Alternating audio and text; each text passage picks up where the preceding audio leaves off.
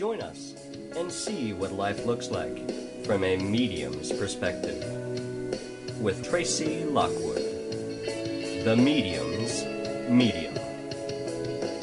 We'll explore the tools of psychic development, hear stories and experiences from the other side, and learn to listen to our natural intuition. Now, our host, Tracey Lockwood. Hello, beautiful lights, and welcome to another episode of From a Medium's Perspective. Before we get started with today's guest, and for those of you that see the video, you're like, who is that? Or many of you may know him. But before I get into all that, I have to shamelessly self-promote for just a second and let you know that if you're interested in private psychic mediumship training, dealing with channeling, spirit art, animal communication, psychic detective, or just developing your skills from the beginning, or a mediumship program that's a private mediumship course. I have 3 different levels of study: intermediate, beginning, and advanced. And I also teach a certification program for those of you that are ready to walk it on out to the field and want to make sure you have everything in place before you go. Please check me out at mediumtracylockwood.com. All righty. The moment that you've been waiting for, the guest reveal. All right, I'm going to tell you, you know a Zen master when you meet one. And by this I mean that I found today's guest and I felt an instant recognition of soul and an awareness that I was in contact with a higher consciousness.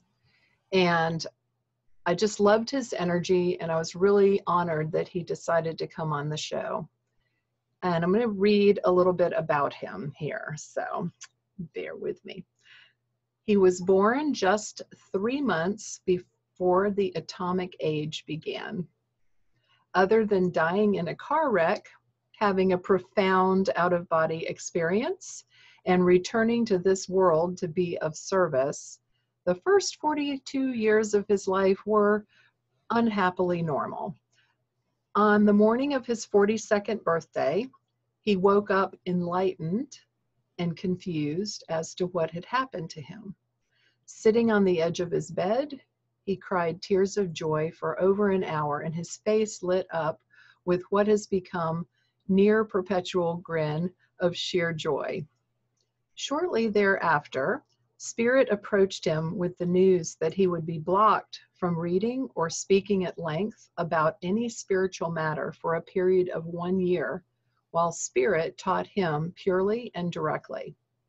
For the next year, he was mentored and educated by Spirit, and in the process acquired many profound spiritual gifts, advanced knowledge, and has continued to expand those gifts over the last 30 years. A few years after his awakening, Spirit asked him to assume the name Mani Pureheart.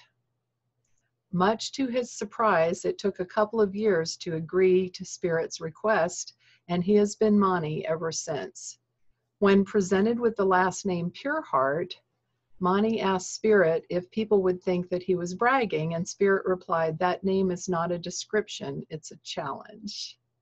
Now live up to it." Wow. So I'd like to welcome to our show, Mani Pureheart. Thank you so much for joining us today. My pleasure. A lot of our listeners are snoopers, and they want to know if they can check out people on the web before, while the show is going on. So I want to give them your website immediately. And this is all in single letters and numbers, okay? I4C4U.com. So I4C for you, but all letters, the letter I, the letter C, the letter U, I4C4U.com. Okay? Wow. So, one of the things that really intrigued me most about, getting to know a little bit about what you did on your website and in chatting on Facebook as we set up the show is your healing work. And some people, when they think about becoming a healer, have this kind of like slap them on the forehead and behold, be healed kind of thing. And other people are working from a real place of integrity and a desire to help each other and others. And there are all kinds of modalities too. But would you talk to me a little bit about your healing work and how that began and how it expresses itself and, Well, we could fill about 4 hours just with this. But in the beginning, Spirit would come to me and tell me do this or do that or think about this or think about that. And the first healing experience that I had, I was a single father with a 16-year-old son. And he had gone out into the backyard. We lived in rural Oregon at the time. We still live in fairly rural Oregon. But he went out and was in the woodpile and was doing something. And he came in and he had 3 huge water blisters on his arm, on his forearm. Oh, wow. I don't know what I got into, Dad, but look. And Spirit says, hover your hand over his arm. Don't touch it. Just hover your hand over his arm. And so I did that, and I felt energy flowing through me. And back then, gosh, that was almost 30 years ago now, Spirit would tell me it is done. And as I say, this was my first real experience with it. And Spirit told me it is done. I moved my hand away, and there was no trace of the blisters in 30 seconds. I thought, this is interesting. I went through the normal stages, I think, that most healers that I've talked with have gone through, of thinking that you've got to really get in there and visualize things and move them around and control what happens. And of course, we don't control anything. But as I've evolved over the last 30 years of doing this, now I'll be 73 here in a couple months. I woke up on my 42nd birthday, so figure it out. But I have gone past the point of doing healings to the point of being healing. And I've had... That's interesting. Yeah. It's just, my only tool is love. And it's divine love. It's not love for or of anything. It's just my capacity for love, I think, is far greater than most people allow themselves. And that's why I can do what I do as well as I do, as effectively as I do. And it's really interesting because I've had very effective healings on people that live across the planet that don't even know I exist. A friend will come to me and say, I have a friend who has this issue, and I'll describe the friend and do whatever it is that I do. And then later on, the person that came to me will get a message from their friend saying, all of a sudden these symptoms just disappeared. Oh, that's wonderful. Time and space don't matter. They don't exist. They're all right here. So the one thing that I have learned, that I've been taught from Spirit, that the bottom line for everything, be love. All else is commentary. Be love, all else is commentary. Commentary. Yep. Here's the rule. Be love. Anybody says more than that, they're just commenting. Yeah. Oh, commentary. Yeah. Yes. Rhetoric. Yeah. It's interesting to me because I feel like I would like to expand into that, because I consider giving readings healing. Mm-hmm. And I always approach it from that stance of, service and healing, whatever that is, whether it's depth of understanding about a personal situation, or whether it's connection with someone who's passed, and working with that bond so that there's clarity and understanding of why things were the way that they were. I had an experience when I was in the Pentecostal church in my 20s, and I've mentioned it on previous shows, but basically walked into the prayer room, and there were a lot of people with their hands on this woman, a friend of mine who was Chonita Nunez, and everyone was like, you know, Lord Jesus, you know, like hands up. And I walked in, and my first thought was, I guess she needs something, or something's, you know, wrong with her. And I just felt this like internal impulse to walk around 3 times this way, clap your hands, snap your fingers, walk away this time, clap your hands, snap your fingers. I don't know exactly. I can't remember the directive. And then I touched her on the back of her neck, and she turned around. She said, God just healed me through you. Mm-hmm. And I didn't know at the time that she had breast cancer, and it was indeed gone after that. And that's always intrigued me. And then I had a spontaneous healing when I was at Arthur Findlay College of Psychic Science. They had like a little get together, and, you know, I had a 7-year neck injury that kept me from sleeping well. And I don't even know the name of the woman that worked on me, but she did. And from that time, and that was 2010, I'm doing pretty good. Looks like garbage on an MRI, but it's. Yeah, I was going to say you've still got some issues in there, some areas in the bone there that are not as they should be. Yeah, there's more to it. Yeah. Do you mind if I do a healing on you? I would appreciate it. Absolutely. Pay attention to how the lower half of the neck and where it joins the spine feels. Okay. Yeah. Yeah. It's a little tight in there. Yeah. Hang on a second. And you may have just gotten some chills or goosebumps. Just opening my energy. Your whole body just relaxed. Your relaxation indicates that a healing has happened. It's that easy. Yeah. I felt a touch on my neck, like someone was physically present, like maybe not that intense, but a movement of things in that area. Yeah, and it's that simple. People have a tendency to complicate it, because when they complicate it, then they can teach you how to walk around in a circle 3 times and clap your hands. And oh yeah, that wouldn't work next time. It was that directive like you got with that's why I was relating to it, was that it is done was your that was way of feeling that. I studied Taekwondo. I started taking Taekwondo when I was 68. I'm halfway to my black belt. Oh, I'm a martial arts person too. And there's a good friend of mine opened his own dojo to teach Taekwondo. And my wife and I were there for the grand opening. And there was a gentleman standing in front of me that I'd never seen before, big, burly, crop-haired, ex-military guy. And he was leaning over, and by the way he was moving his back, I could tell that his back hurt, lower back hurt. And without even thinking about it, I reached out and I put my hand on his lower back. This retired military guy that I don't know from Adam. I reach out and touch him on his lower back. And he stands up all of a sudden and turns around and says, "What are you doing to me?"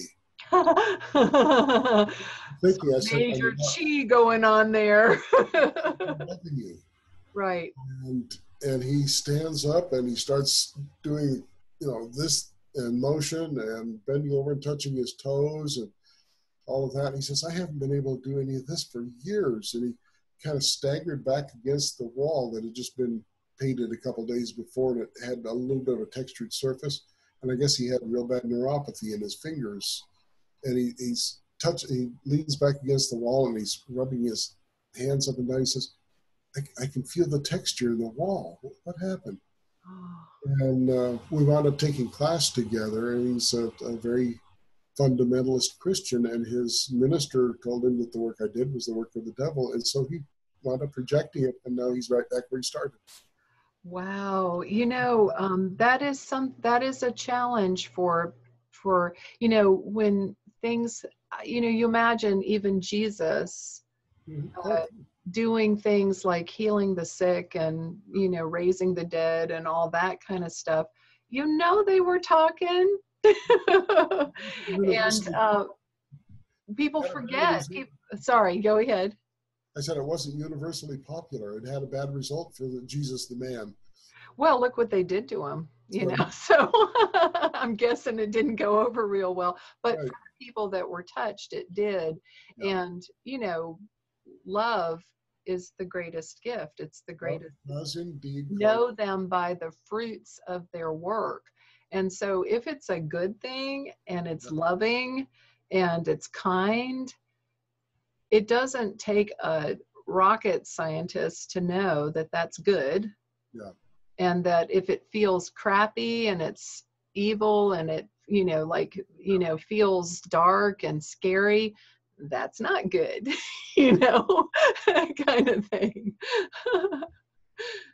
But people don't know. Do you know what I mean? And really, I believe that people that are afraid of things like what you do or I do, their fear actually, I think for most part, some of them, they're just knee-jerk reaction. But for the most part, people that are concerned for someone else doing that, they really have a good motivation underneath that because they care about the soul of that person. And they just have learned that there's a path and you must go ABC. And if you don't go ABC, you're off the path. So to the best of their understanding, Father, forgive them, they know not what they do. We as a people have been taught to fear first. Yes, we live in a fear-filled society. People worry about their health, pop a pill, fix it. They worry about the politics and the end of the world, and they worry about, instead of, and there's isolation and segregation and, separation and all those things that. All those serve the powers that be on the material realm. Oh, absolutely, absolutely. And fear, that's what keeps us from becoming the powers that be in the world. Yeah. And even in our food sources, I don't know what your dietary habits are, but I started to eat a vegan diet because as my sensitivity increased and as my awareness increased, and I didn't actually do it for ethical reasons. I started it for health reasons, but then I started to be able to discern the difference of how I felt and, all that fear and anxiety that's in the food, because obviously that's not a happy place for a chicken or a cow, and I'm not saying everybody needs to convert, but for me, that was my personal choice because that's another place of fear and anxiety, I'm pretty much an omnivore.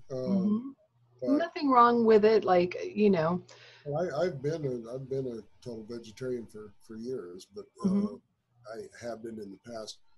But I've gone to Montana to work with some folks there, and they were at the poverty level or below. And when I got there, they had 10 pounds of moose hamburger that they'd been saving in the freezer for about 3 months because they knew I was coming and they wanted to make a spaghetti dinner for me. So how could I say? I would eat it. I would eat it. Yeah, it would be rude not to. Yeah. My intent is to bless every mouthful as it enters, and it becomes what it needs to be. I am glad you said that. I was just thinking maybe a couple of weeks ago, we used to bless our food. Bless this food to the nourishment of my body, our bodies, and, give thanks for, Spirit gave me a blessing for food for use in public. Oh, I would love to hear it. Father, I thank you for this food, and I offer it to your glory on the altar of my palate in the temple of my soul. That's beautiful. That's beautiful. And I think too, like about, you know, and I'm going to generalize like Native American cultures, like there was one, but anyway, you know, taking a moment to honor the life of the animal that gave that to us. And, you know, biblically it said they're given to you for nutrition and Oh, sustenance, you know. lots of things are said in the Bible. Enough This said. is true. And, you know, I think like if you can weave your way through it and find those spiritual threads, that there is value in the spiritual texts, that they're there in the concepts and the principles, but maybe taking it, I don't know, I don't want to say literally, because some of the stuff that is talked about that people can't even imagine really happened are literally did happen. And then things that, you know, maybe have been changed since then and altered. Spirit is You have to again feel it. You have to feel, and that's not feel it up here like, well, that's the what it says, but yeah, and notice contradictions that do exist there. So yeah. That Spirit is showing me a picture of one of these mesh strainers, and it's like, take the contents of the Bible, put it in the mesh strainer, and shake it long enough, and all the truth will filter out. Yes, yes. Remains behind. Yeah, yeah. I used to teach when I was back in the Pentecostal church, and I've since then passed through Islam and sort of a Buddhist philosophy into sort of a metaphysical arena, clearly. And I don't know, I just feel like there's value in each of those perspectives. But Spirit has taught me that a couple things. Religion is man's manipulation of man in the name of God, and spirituality is each soul's recognition of their oneness with that God. Say that about spirituality again. Spirituality is each soul's recognition of their oneness with that God. Yes, yes. I love what Ramakrishna said about religions are like the lenses of cameras, taking pictures of the same building from different angles. And, you know, in the mental realm, like after the astral realm, there's the mental realm. That's where they're created. And it's just, I think, a device that's given to us to try to understand the divine, but there's no way that in our lifetime we would ever possibly understand it all, because it just gets bigger and bigger and bigger, you know. And yet at the same time, the answer is found by not looking out, but by looking within. Absolutely. Oh, that's beautiful. That's exactly right. Oh, that's beautiful. We are the creator. Yes. But all of us together are not but a tiny part of the creator, but every one of us is the creator. Yeah. By acknowledging that and by living that I'm able to do the things that I do in the world. Yeah, it's a state of balance and harmony. Everything I have to teach, I can teach in 4 words. Be, love, limit, bless. That's all I have to teach. We're done. Bye. That's excellent. Yep. And that is in a nugget. Talk a little bit about being love and limitless. We are taught from the moment we're born what we can and can't do. Either that's not possible, or it's not right, or whatever. These are the walls of the cage that we grow up in, and we think that this is freedom. When we begin to expand beyond that, of the walls that we were brought up with, that you can't read somebody else's mind. You can't see what's going on in somebody else's body. You can't heal them, for gosh sakes. And being love, I'll tell you a quick story about being love. And it's something I don't tell very often, but the times I tell it, it winds up being quite public. I have had the good fortune of having died 5 times in this body and gone through the tunnel of light and had nice experiences, profound experiences, and returned to be of service. One of the well, the very first occasion when I died, I was in my early 20s. I was in a car wreck. Let's just say I was torn up pretty bad. But I sternum was broken in half, and the top half bounced off my backbone. And there's things in between there that aren't supposed to get Not split. supposed to do that. And when I crossed over to the other side, still remains one of the most profound experiences of my life, and it brings me to tears every time I bring it up. I entered the tunnel of light, and the tunnel of light was blindingly brilliant. And at the far end was a portal that was as much brighter from the tunnel as the tunnel was from here. There was only one place I wanted to be, and that was on the other side of that portal. And in that instant, I was on the other side of the portal. And as I stepped through, I found myself in what I can only describe as a garden beyond description. Myself, the ethers, the everything, the flowers were all made of pure light, and the light was pure love. And in that instant, I realized several things, one of which was, when everything is made of light, there are no shadows. And when there are no shadows, there is no separation. All things are one. The corollary to that is darkness in all of its forms only serves to give us the illusion of being separate and facilitates our individual learning. Yeah, that's very interesting. About darkness creates the illusion. Right. And there is a purpose to that darkness. You know, doesn't mean. Yeah, like I said, it gives us the illusion of being separate so that we have to. Yeah, it's the veil. Good. So well, let me finish that part of the story, because this is kind of, yeah. So at the time that I died, I was an agnostic. I knew there was a God, but God had never proved it to my satisfaction. Is this your first time checking out? Well, in this body, yeah, I've checked out many times. Oh, yes, of course. I looked up, and here was this robed male figure coming toward me through the garden, and I knew instantly who this was. This was the one we call the Christ. And he came to me, and we embraced.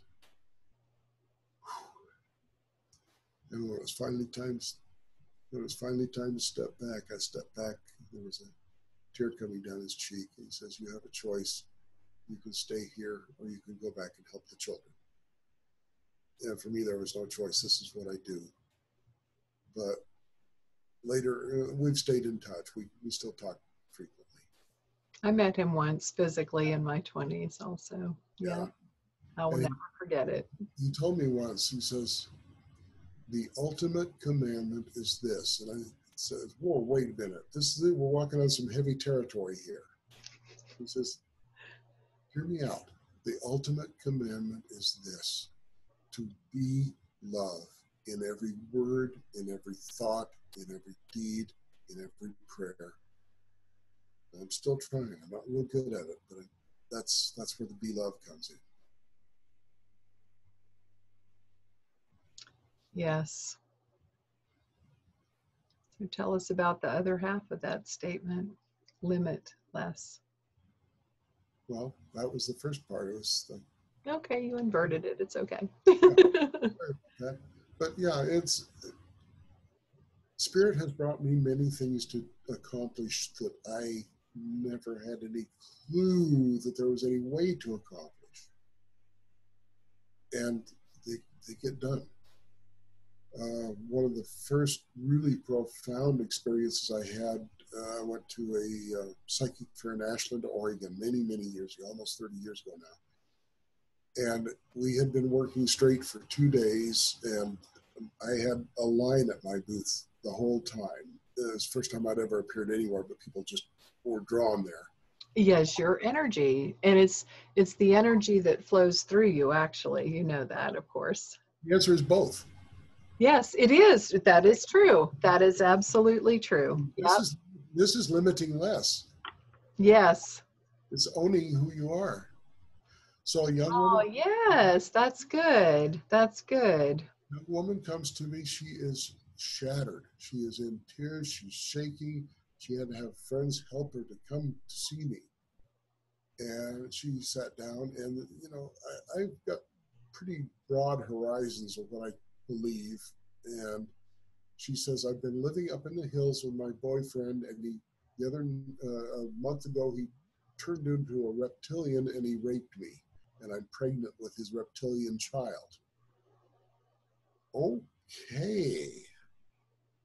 And different day. Spirit said, beam energy at her. So I stood back and just... You said what? I'm sorry. Beam energy at her. Beam energy. So I stood back and I felt like there was a fire hose connected to me. The energy flowed through like I still have never experienced. People on the sidewalk outside came in and said, what's going on in here? Our feet are tingling and burning. Everybody in the room turned quiet. Everybody turned to look. And it was done. That whatever was out of balance became in balance. Mm-hmm. So that's part of limiting less, is whatever spirit brings to you to accomplish, if you approach it with an open heart and faith in your own abilities and trust in spirit, if it's supposed to be done, it will be accomplished, and there's nothing you can do to stop it, and there's nothing anybody else can do to stop it. You know, as I was going through this first year of training at Spirit's Hands, it was very difficult for me to shift from being a low-level male chauvinist pig that I had been for the first 42 years of my life. Hard to imagine, but believe you. Yeah, believe me, please.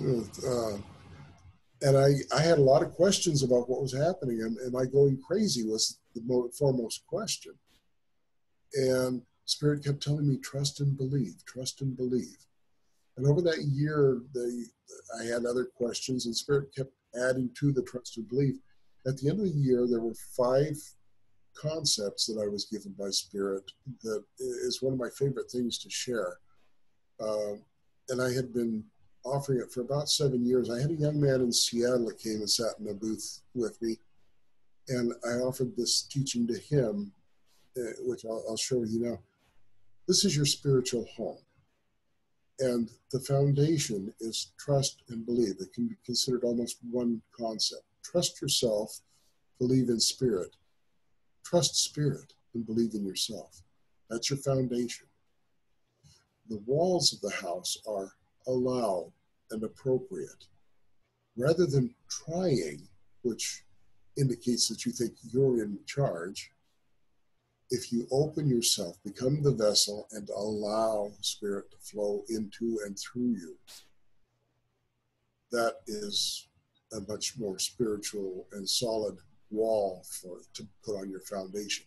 Once you learn to allow, then everything that happens, since it comes from spirit, has to be appropriate. Sorry? Appropriate within the mind, the heart, the eye of spirit. So your foundation is trust and believe. Your walls are allow and appropriate. And the roof is love. It's divine love. It's not love for or of. It's the concept of divine love, the concept the love you would have for the idea of a blue-green planet floating in space, or a new infant in your arms, or a field full of spring lambs. That's the love that I use to heal with. So all of these together, trust, believe, allow, appropriate, and love. I was told to give these to the young man as a mantra, and it makes a sentence that never dawned on me. Trust, believe, allow, appropriate, love. So those are the 5 concepts that make your spiritual home. That's really, really quite powerful. Have you written a book, Monish? Several. I have published one. Sorry to be completely ignorant. That's okay. It's not like it's hit the bookstores or anything. I published it myself, and I sell it myself on my website or at the expos that I go to. Tell us about them, if you don't mind, just because I'm genuinely interested, and I know our listeners. Answers. Pardon? It's called A Book of Answers. Oh, yes. And, Okay. and the trick is there's no answers in the book, but it shows you where you've hidden your answers. Oh, interesting. And if anybody wants to find me on Facebook, I've been publishing one excerpt a day from the Book of Answers on my Facebook page. They make me use the name Robert Ward, which has never been my name, and I really dislike it. My name is Monty Pureheart. Actually, if you do a Facebook search for Monty Pureheart, it will probably bring you to Robert Ward. Look for the beard, it'll be there. And then you can do a search once you get to Robert Ward's page. Anyway, do a search for Book of Answers, and it'll bring up all kinds of posts, or you can go to my website and you can get free mini readings. There's about 30 posts that I put on there that you can get a mini reading every day for free if you'd like, until you finally break down and buy the book. Wow. Wow. And then I have another book that's finished but not published, and it's called How to Do Neat Stuff. Awesome. It's written instructions on how to do quite a few interesting things, including basic levitation. Oh, wow. Oh, wow. Very uplifting. Definitely. Levitation, I would say that's uplifting. But, you know, Wow. levitation is actually, it's a toy and it's a trap. Because people get to the point where they can lift themselves or something else, and they think, oh, wow, how cool is this? And they think they made it. And it's not. It's just a milepost on the road. And there's another milepost a mile ahead, and there's another milepost a mile ahead of that. And so it can be a very dangerous thing to play with. Yeah. You can come to that, as Spirit says in one of my other writings, that you can come to this wide, comfortable place in your road and lay down and just take a nap, rather than continuing on your path, appreciating what you found and continuing on your path.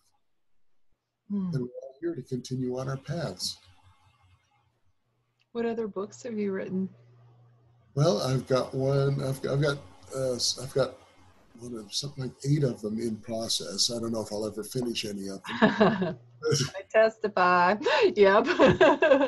Awesome. But the Book of Answers is published. It's published. It's available, and there's a deck of 226 cards that come with. As a matter of fact, hang on just a second here. Oh, great. Yes, please. What did I do with them? Well, I don't have the cards here, but there's the Book of Answers. Hold it a little closer to the camera so that they can see. Not quite that close. There we go. Oh, beautiful cover. Oh, that's lovely. Would you like to hear the story about the cover? I would like to hear the story about the cover. Okay. The very first expo I ever did, about writing this. No, actually, I guess I had started writing this. The Spirit gave me the assignment, and I hated writing. And I said, yeah, no, no, thank you. Guilty. Yep. Anyway, I went to the very first expo where I hung out my shingle for the first time, and still going by my birth name of Doug Ward. And I hung out my shingle and said, Psychic. You know, the Psychic is in. It's the easiest label. Yep. Anyway, I heard a ruckus, and I looked up across this huge building, and here's a young woman running in my direction with her arms like this. And I turned around and see who's she gonna go see, you know? And before I knew it, she ran into my arms and gave me a hug. She said, I don't know who you are, but I love you. Yes. Yep. We connected, and I guess maybe it was just a few months later that Spirit gave me the assignment to write the book, and told me to have this young woman did a wonderful job. She did archetypical angels received from Spirit, and she did paintings. Now I am going to pick this up for a second and turn this. Oh, yes. Oh, wow. Very powerful work. Yes. So I contacted this woman after Spirit told me she was the one that's supposed to do the artwork for me, and told her, you have an assignment if you choose to accept it. And she said, sure, I'll be glad to do that. And so normally it takes her about 6 months to receive the image and paint and all that. She had it done in about 3 weeks. She said it just came flooding through to me. And Wow. the angel calls herself Aurelite, but says we know her as Sophia, the goddess of wisdom. And she sent me images with permission to use as a cover and everything. And I asked her, I said, I know your work's expensive and I probably can't afford it, but I just got a check for selling a piece of jewelry that I'd made, and how much do you want for it? And I didn't tell her the check was like for, I think it was $700. She says, well, my images are usually, the originals are usually a lot more, but I've got to pay my photography bill and this and so forth. And if you can give me like $650, you can have the original. So as you see, it's hanging on my wall. Oh, that's perfect. That's really perfect. And the book you can get at i4c4u.com. Right. And if your readers if your watchers will mention that they saw you on this show, I normally charge $10 to ship it. I will waive the $10 shipping if they remind me. Okay. That's very kind. That's very, very kind. The book with this deck of cards, and oh boy, I wish I does the book do the deck of cards? That's a huge deck. Yeah. Tarot 78, Oracle, something less than that. Yeah, this is 200 and some.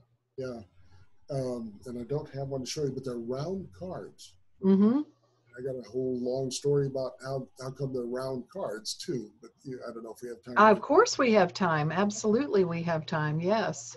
As I'm writing the text, Spirit tells me that it's going to have a deck of cards that go with it, and the only thing that was all they told me. The only thing I knew for sure is they weren't going to be regular rectangular cards.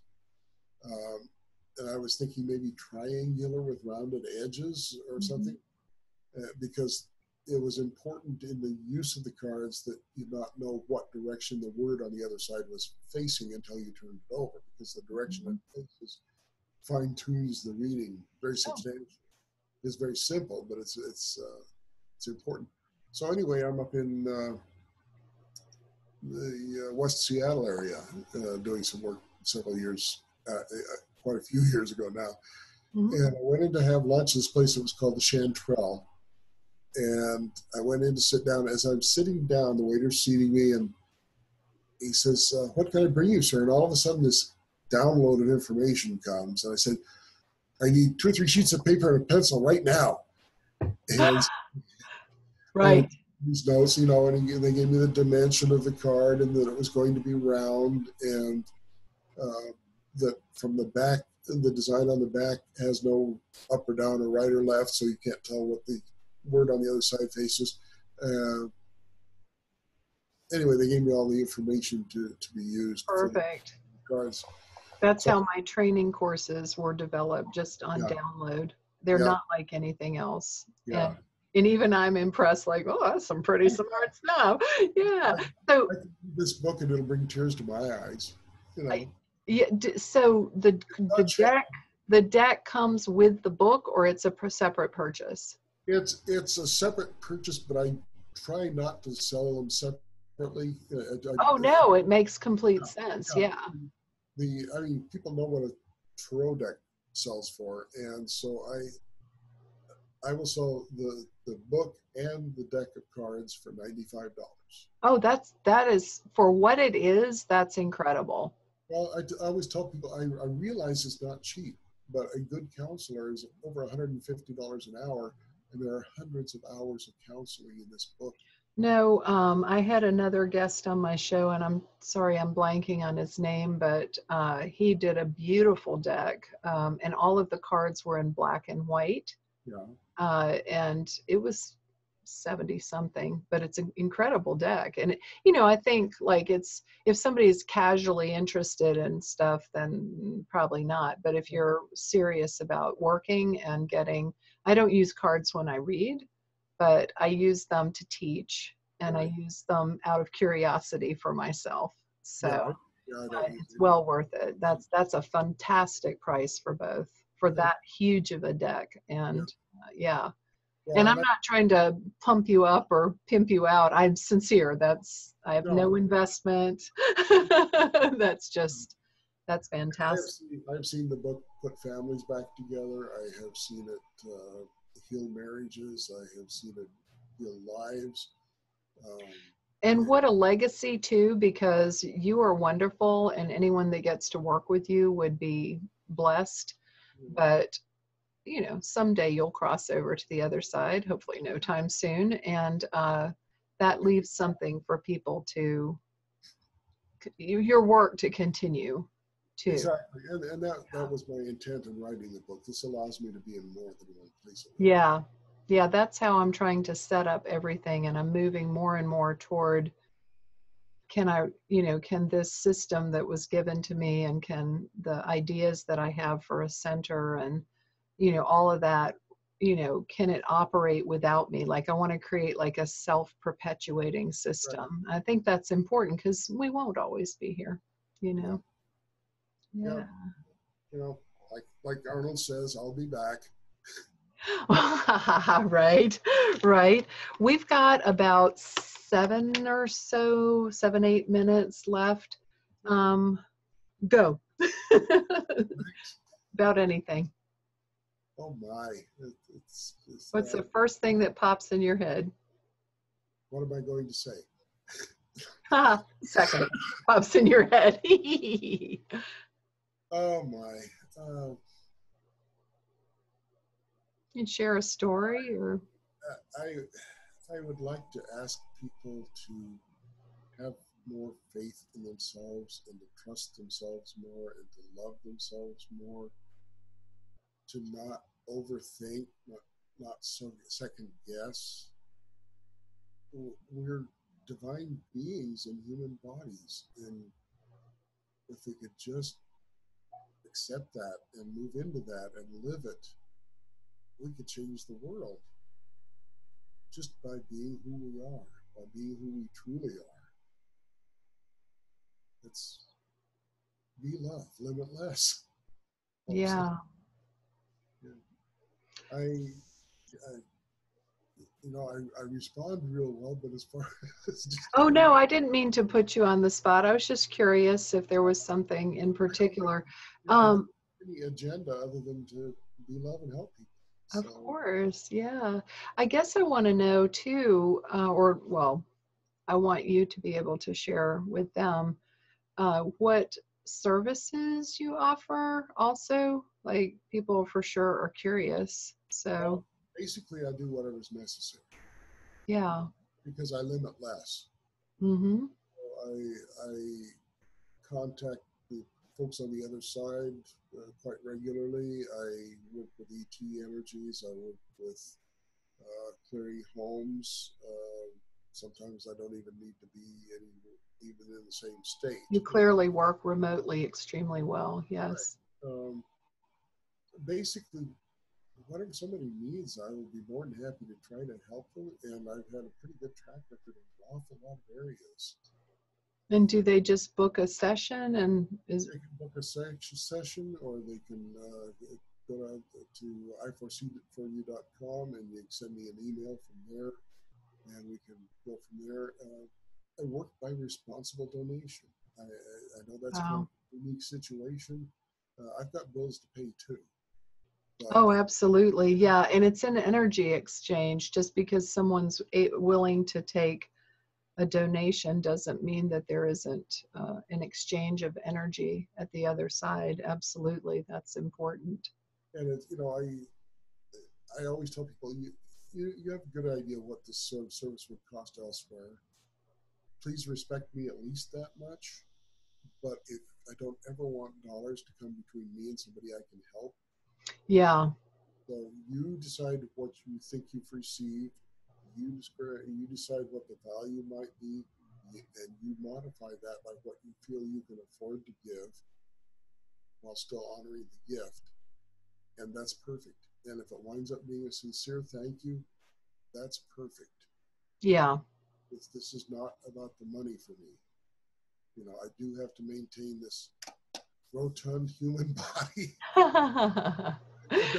Well, you know, in a way that's limitless also. You know, I do it where I have like tiers according to, you know, income or military service or whether people live locally or whatever. And I'm always willing to work with someone in a genuine situation because the same, I don't ever want somebody to not get what they need.